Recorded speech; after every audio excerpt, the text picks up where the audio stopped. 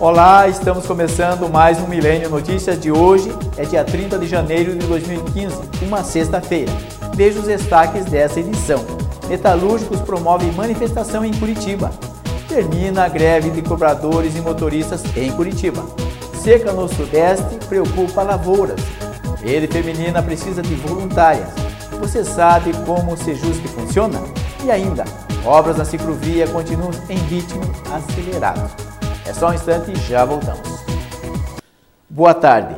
A seca no Sudeste brasileiro já é considerada a maior dos últimos 50 anos. Segundo especialistas, a quebra na lavoura deve ultrapassar os 20%. Patrícia costuma colher pelo menos 1.000 toneladas de milho a cada safra. Com a estiagem que se arrasta desde o ano passado, a atual colheita já está comprometida. A gente tem perdas já em outras etapas do milho e com certeza vai ser muito grave a nossa situação. A colheita, que está prevista para abril, ainda é incerta. Neste outro lado da lavoura, o que se vê são pés maiores e já com espigas. Mas engana-se quem pensa que a situação do lado de cá está melhor. As espigas saíram, mas antes mesmo do milho granar, o pé já secou. Mas os prejuízos vão muito além da perda do milho. É daqui que sai a alimentação do gado. Nos silos, que ainda deveriam ter reservas da colheita do ano passado, a situação é esta. Nós tivemos que comprar silagem de terceiros a custo bem mais alto. Essa silagem também já acabou e nós agora estamos passando para outras situações. Segundo este professor da Universidade Federal de Lavras, a estiagem, que já atinge boa parte do país, prejudica todos os tipos de lavouras. Esse déficit hídrico já é considerado maior em 50 anos. Nós achávamos, por ter sido um fator comparado com 50 anos, que a probabilidade disso ocorrer novamente seria realmente pequena. E neste ano nós voltamos a ter o mesmo problema, ou seja, um déficit de 300 a 400 milímetros em relação ao ano passado. O professor estima que as perdas giram em torno de 21% de toda a produção do estado. Problema que produtores, assim como Patrícia, não conseguem ver solução. E a gente não tem mais o que fazer. E, sinceramente, hoje eu vejo a situação do produtor rural que a gente vai quebrar. Taxistas fazem manifestação em Belo Horizonte. Uma das reivindicações da categoria é o aumento do transporte clandestino. A mobilização começou na Praça da Estação. Logo, os taxistas ocuparam 2 pistas da Avenida dos Andradas e convocaram outros colegas para aderir ao movimento. Atenção, começando aqui a nossa concentração. Por favor, vocês aí de trás, ó.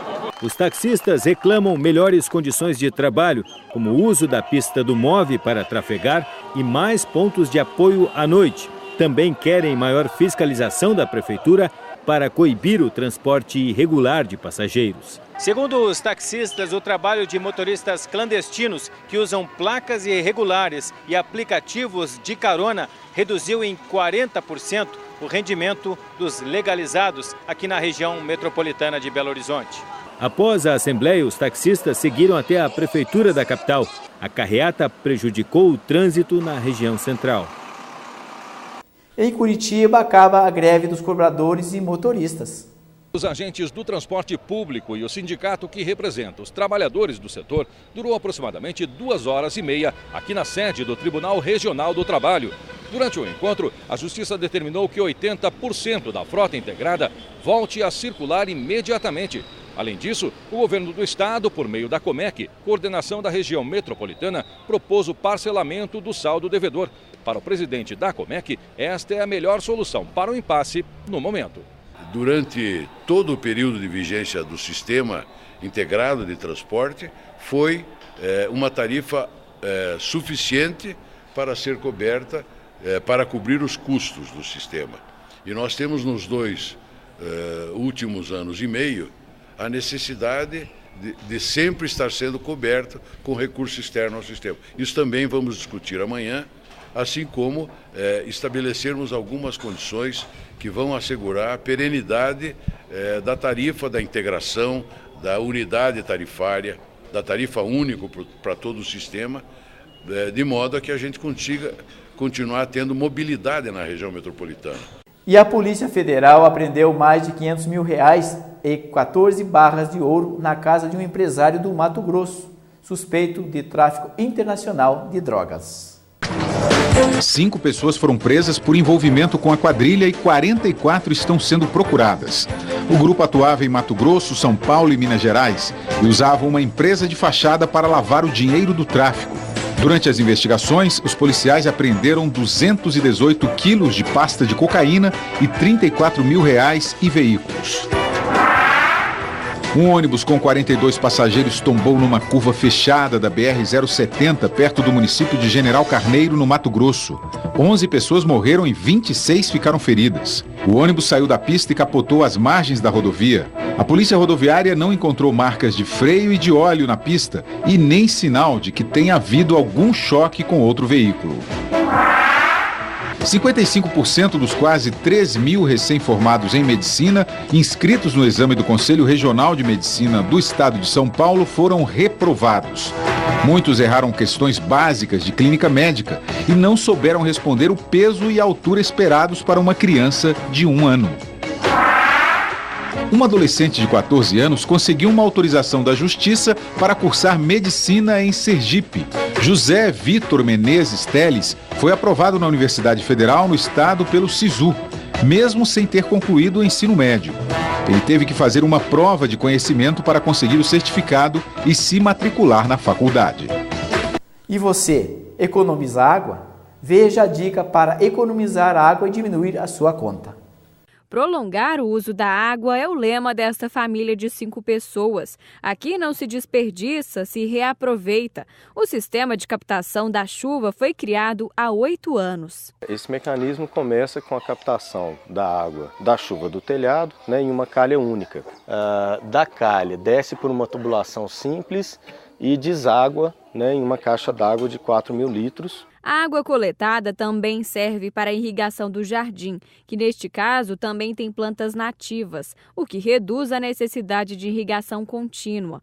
O sistema de fossa da casa também é ecológico. Camila, esposa de Flávio, explica melhor. Em vez da água e dos rejeitos ficarem todos concentrados num único tanque, eles são dispersos por tubos corrugados e furados. Isso permite tanto uma umidade quanto a dispersão dos sais minerais que são o resíduo da decomposição da fossa.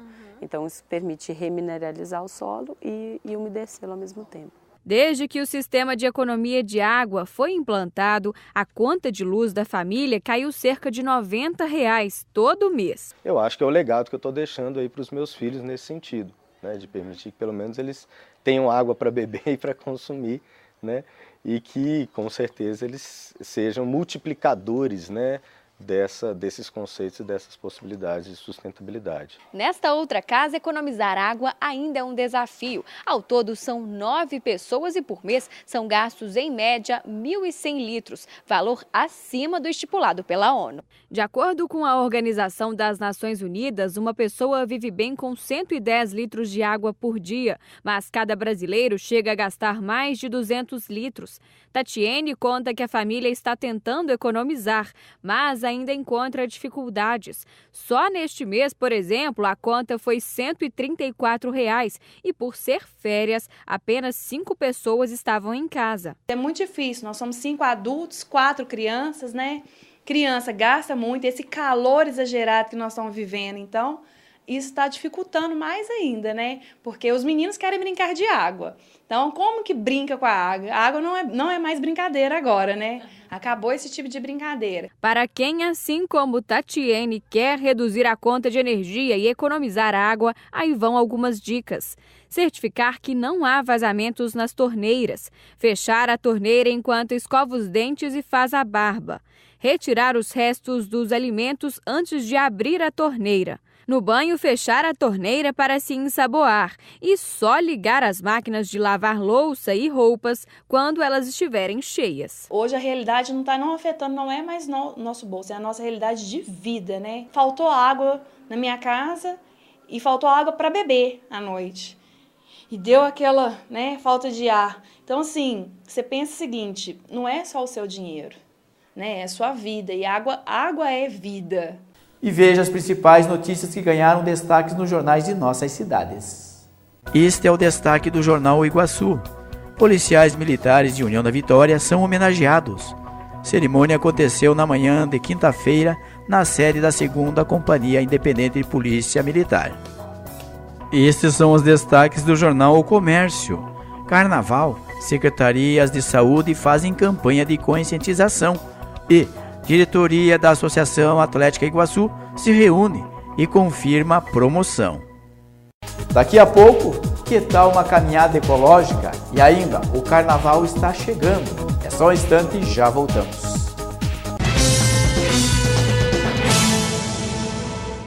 E veja agora a previsão do tempo para hoje e também o nível do rio Iguaçu. De acordo com o clima-tempo, a temperatura máxima prevista será de 27 e a mínima poderá atingir os 17 graus. Para sábado, de acordo com o clima-tempo, a temperatura máxima prevista será de 26 e a mínima poderá atingir os 15 graus.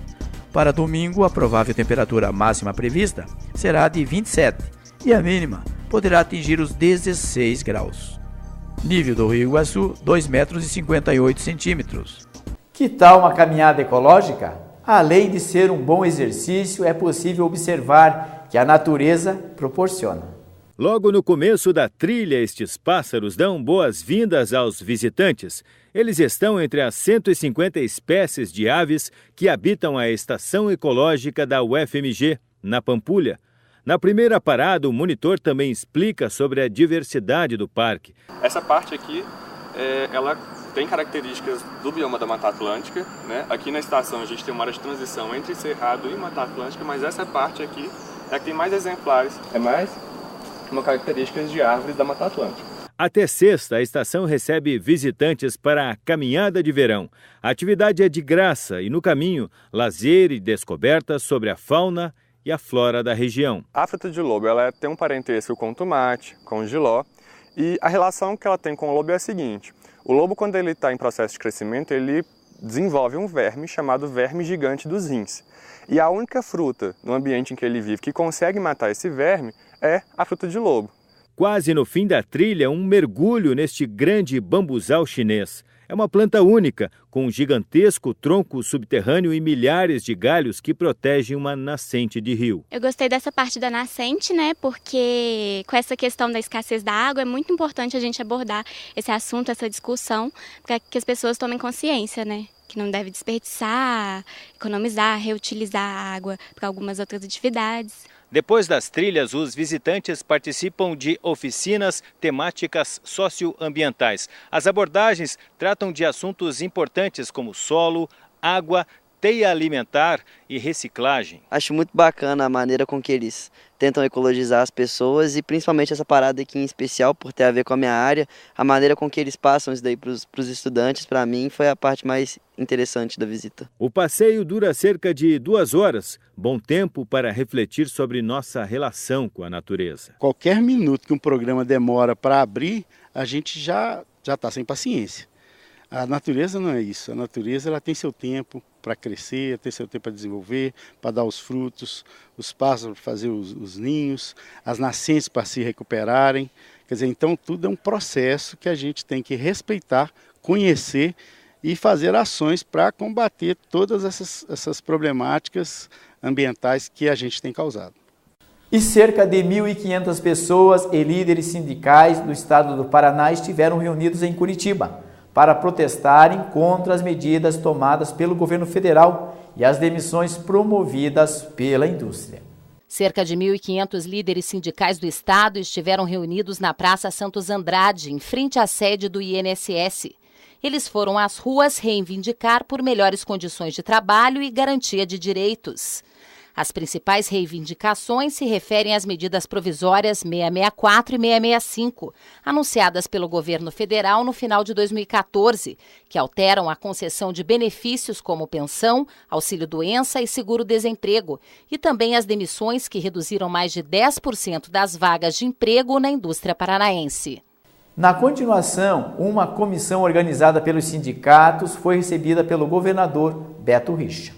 O compromisso de trabalhar para que a crise nacional não afete os empregos paranaenses e que a posição do governo do estado é de que as empresas que receberam incentivos fiscais mantenham o nível de emprego estabelecido pelos contratos. Porque esses contratos, eles exigem que as empresas mantenham o nível de emprego e elas ficam proibidas de ter dispensas de trabalhadores, salvos quando, obviamente, é comprovado uma série de requisitos. A criação de fóruns permanentes também reforça o diálogo entre os trabalhadores e o Estado. As grandes soluções são essas, que são esses fóruns que vão discutir e buscar resolver e solucionar esses problemas que afetam hoje não somente os empresários, mas principalmente os trabalhadores paranaenses. Foi muito receptivo, o governo sinalizou para o diálogo, entendeu a preocupação das centrais, quer discutir isso, vai criar as câmaras setoriais, tripartite ou bipartite. Isso faz com que nós começamos a discutir uma coisa com antecedência e não ficamos apagando fogo toda vez que tem demissões em qualquer setor da economia do Paraná. E ontem em Curitiba, na sede da Polícia Federal, era esperado o depoimento de Nestor Severo, mas o mesmo manteve-se calado. O depoimento do ex-diretor da área internacional da Petrobras estava marcado para as 3 horas da tarde. Pouco antes deste horário, os advogados de Severo chegaram aqui à sede da Polícia Federal em Curitiba. Diferente do último depoimento, há cerca de 15 dias, quando Severo falou por quase 3 horas e meia, a defesa afirmou que hoje o réu ficaria calado durante o depoimento. A gente já encaminhou uma petição já para a Polícia Federal. O cliente ele vai, por enquanto, permanecer em silêncio. E nós vamos acompanhar, só dar uma assessoria para ele agora. Por que a mudança de postura do primeiro depoimento para esse? O titular da causa, o Dr. Edson, que orientou essa questão. A defesa entende que a competência não é daqui, é do Rio de Janeiro. O depoimento, que foi em silêncio, deveria ser sobre a compra da refinaria de Pasadena, nos Estados Unidos. A defesa de Severo tenta mudar a cidade de julgamento de Curitiba para o Rio de Janeiro. E além deste depoimento, durante o início da tarde, a movimentação foi grande aqui na sede da PF em Curitiba, porque hoje era dia de visitas. O vai e vem era de advogados e familiares dos 14 envolvidos na Operação Lava Jato, que continuam presos aqui na capital do Paraná. A operação, deflagrada pela Polícia Federal em março do ano passado, revelou um esquema de corrupção na Petrobras que pode ter movimentado 10 bilhões de reais. 20 pessoas foram presas até agora. De Curitiba, Elaine Nunes. E o carnaval está chegando. Você sabe como surgiu o carnaval?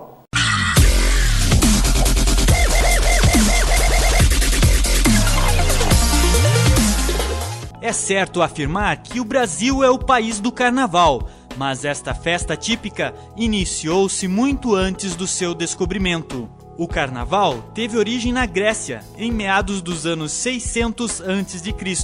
Os gregos comemoravam o carnaval em agradecimento aos deuses pela fertilidade do solo e pela colheita.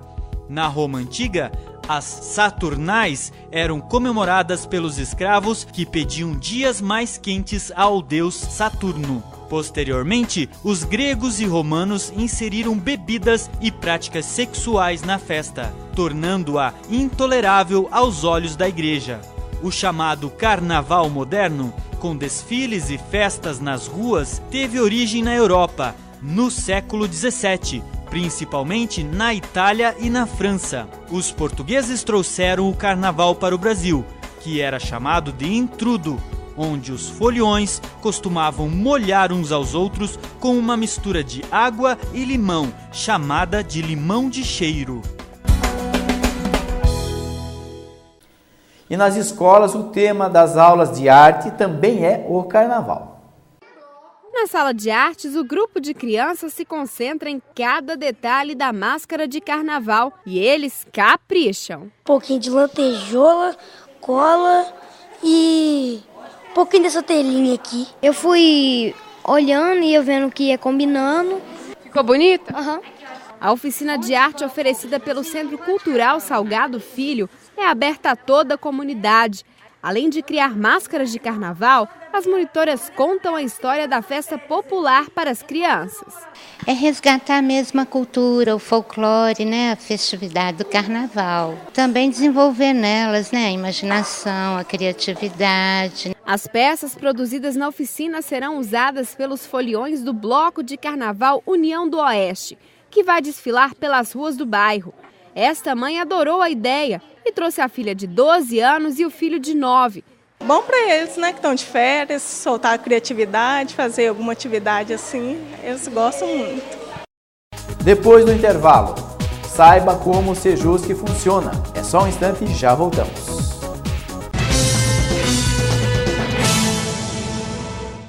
E confira agora os eventos que estão marcados para acontecer nos próximos dias.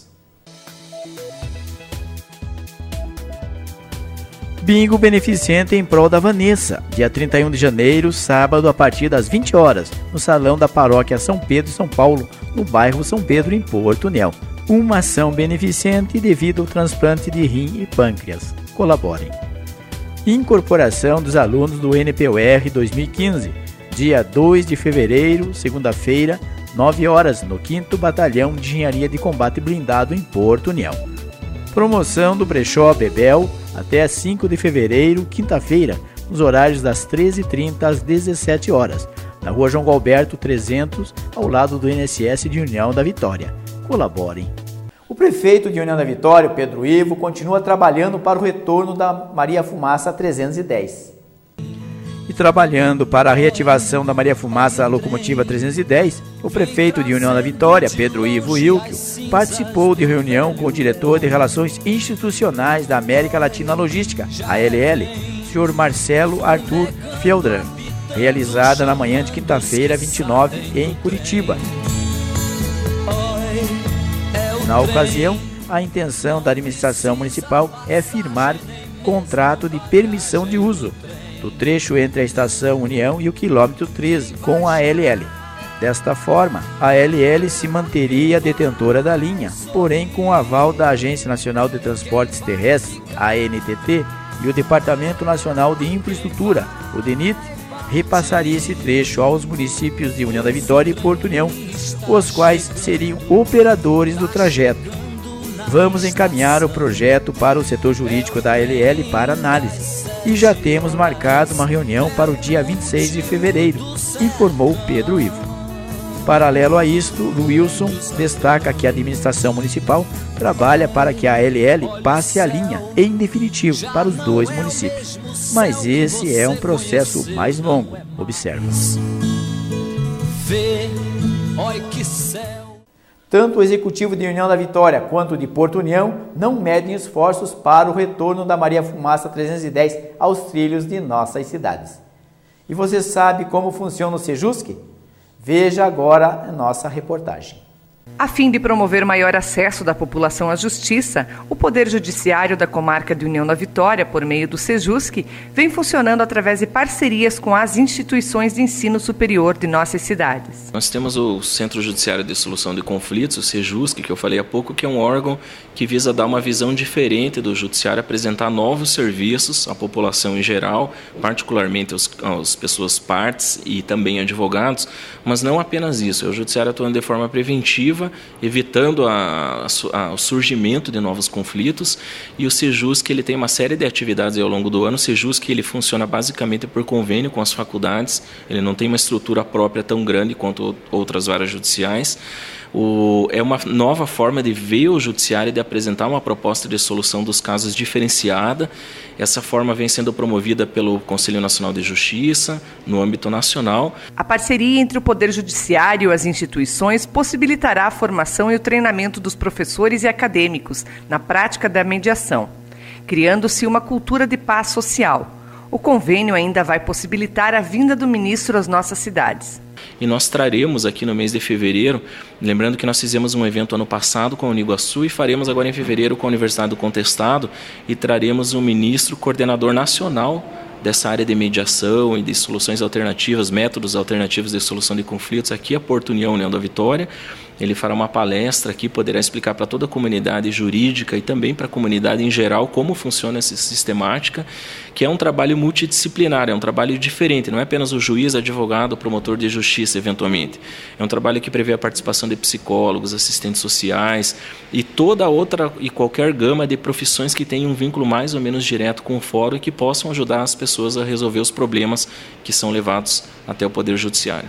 O avanço da cidadania brasileira passa pela inovação dessa proposta. É o Poder Judiciário resolvendo realmente os problemas que afligem a nossa sociedade. A pessoa vem às vezes até o fórum, vem acompanhado do seu advogado, entra numa sala de audiência e faz um acordo com a parte contrária. De nada adianta assinar o acordo, sair ali na porta do fórum, um olhar para o outro e falar, não vou cumprir. E às vezes acontece, né? Às vezes não, é até relativamente grande. O que acontece? Forma outro processo judicial. As pessoas vão ter que contratar advogado de novo, vão precisar correr atrás, vão se incomodar, vão perder horas de trabalho e vêm até o fórum tentar resolver o problema de novo.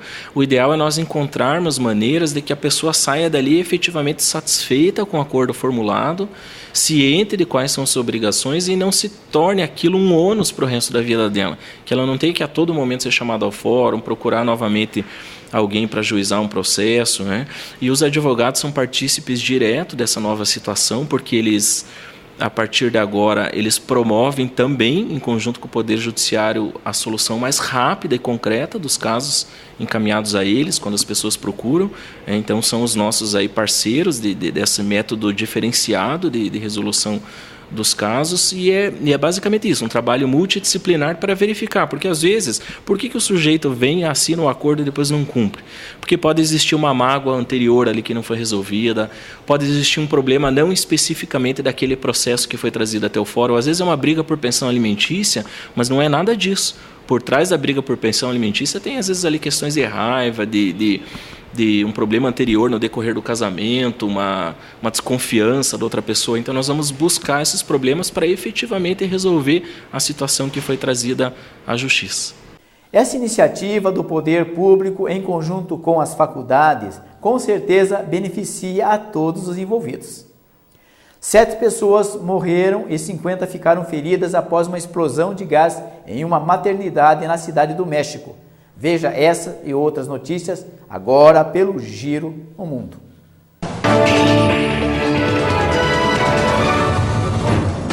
Segundo a polícia, um caminhão-tanque abastecia o hospital com gás natural quando a mangueira estourou e provocou a explosão. Praticamente metade do prédio desabou. Equipes de resgate trabalham ainda em busca de sobreviventes. Entre os mortos, há pelo menos 4 crianças.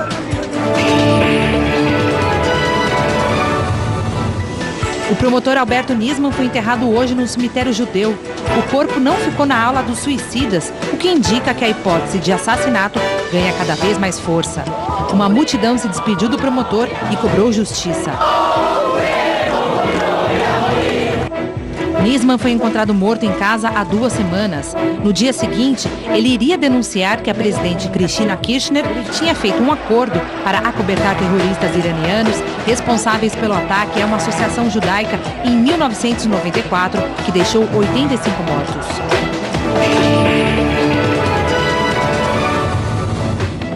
Uma televisão da Arábia Saudita borrou a imagem da primeira-dama Michelle Obama durante a visita oficial da delegação americana ao país. Ela estava acompanhando o marido, Barack Obama, e foi criticada em redes sociais por não cobrir a cabeça com um véu. O traje é obrigatório para as mulheres sauditas, mas o reino abre exceções para estrangeiras. E, lamentavelmente, noticiamos com pesar o falecimento do senhor Ivo Ercílio Wolff, ocorrido ontem, quinta-feira, às 22 horas, em Porto União. Seu corpo está sendo velado na Capela Municipal de Porto União e o sepultamento ocorrerá nesta sexta-feira, às 18 horas. O extinto era esposo da atual coordenadora da Casa Cultural Aníbal Cury, o Castelinho, Terezinha Leoni Wolff. Com pesar, noticiamos o falecimento do senhor Ivo Ercílio Wolff. Aos familiares e amigos, os nossos mais profundos sentimentos. A seguir, Rede Feminina precisa de voluntárias. E ainda, as obras da ciclovia continuam em ritmo acelerado. É só um instante e já voltamos.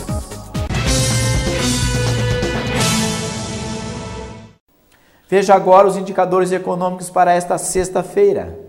O dólar comercial cotado em 2,61 para compra e venda. O dólar turismo cotado em 2,57 para compra e 2,68 para venda. O euro está cotado em 2,94 para compra e venda. A Rede Feminina de Combate ao Câncer de nossas cidades está precisando de voluntárias para aumentar ainda mais a sua equipe de trabalho. A Rede Feminina de Combate ao Câncer, que atua há mais de 15 anos no tratamento dos pacientes portadores de câncer, está precisando de voluntárias para ajudar no trabalho em benefício ao próximo. A maior parte do trabalho na rede é executada por voluntárias. A pessoa que está interessada a ser voluntária da Rede Feminina deve procurar a nossa secretária, aí faz um cadastro, passa por uma avaliação da psicóloga e aí vê qual o departamento que ela se encaixa. Tem gente que não gosta de visitação ao paciente, trabalhar na área da oncologia, e então a psicóloga faz uma avaliação e a pessoa vai passando por vários setores, até ver o setor que mais se adapta. A Rede Feminina precisa de voluntárias em diversos setores. Só no setor do brechó são mais de 25 voluntárias trabalhando. A atividade da rede tem como objetivo amenizar o tratamento do câncer.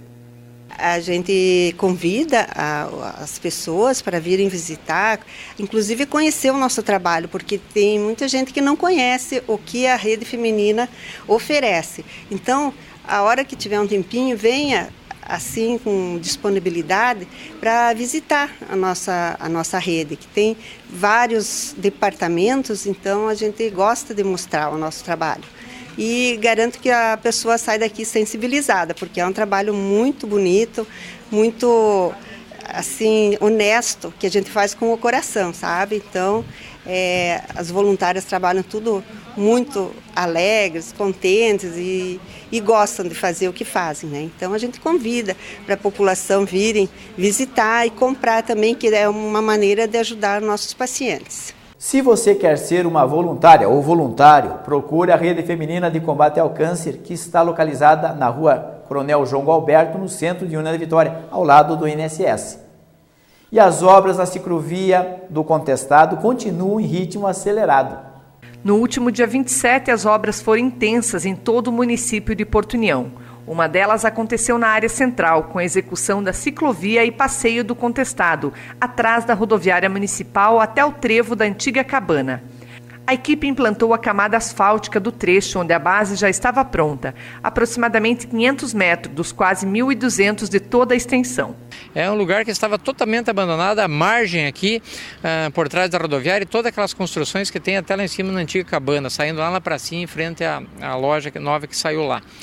E agora, no dia de hoje, nós vamos deixar concluído 100% da parte de base, toda a base concluída, a parte de tubulações de esgotos a céu aberto, que foi 250 tubos de 30, foi mais 70 tubos de 60, foi mais 30 tubos de 80, tínhamos que fazer 3 caixas grandes, a parte de iluminação, essa parte subterrânea vai estar tudo pronto, e 50% da pavimentação que vai ficar lisinho para as pessoas andarem, ou seja o ciclista, ou que seja os pedestres, vai estar concluída a parte asfáltica também. O pessoal que às vezes vão a pé para o bairro São Pedro, sempre iam pela avenida, que agora eles têm um espaço por aqui, vai ser bem iluminada, não vai ter problema nenhum, com certeza a iluminação vai ajudar dos vândalos não se enturmarem ali, né? E eu acho que é por aí o negócio. Neste novo trecho, toda a base e a colocação da iluminação já foi efetivada. No trecho que segue, a equipe ainda trabalha na base para que na próxima semana possa ser concluída com a pavimentação. O objetivo é oferecer à população um espaço adequado e seguro, como caminho para o trabalho ou para a prática de atividades físicas. Eu já deixei meu carrinho lá e vim reparar. Lindo! Esse é serviço ótimo. Ficou bom, ficou bonito. Do jeito que estava, né? Agora ficou bem melhor. Essas obras com certeza trarão muita mobilidade e qualidade de saúde para os moradores que fizerem o trajeto. E nós vamos ficando por aqui. A você uma boa tarde, lembrando que às 19 horas tem a segunda edição do Milênio Notícias. Até lá!